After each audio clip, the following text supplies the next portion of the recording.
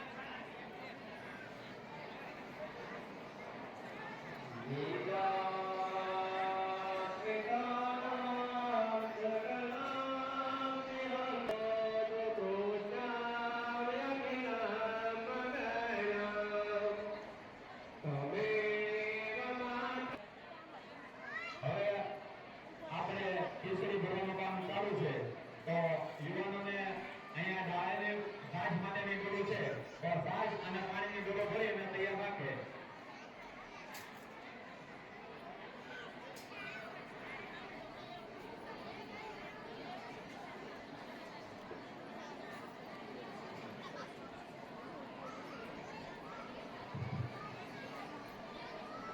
ખીચડી પીરસનારા ભાઈઓને વિનંતી કે પુરુષ વિભાગની અંદરથી પ્રથમ પાણીનું જે સ્ટેન્ડ છે એ બાજુથી જે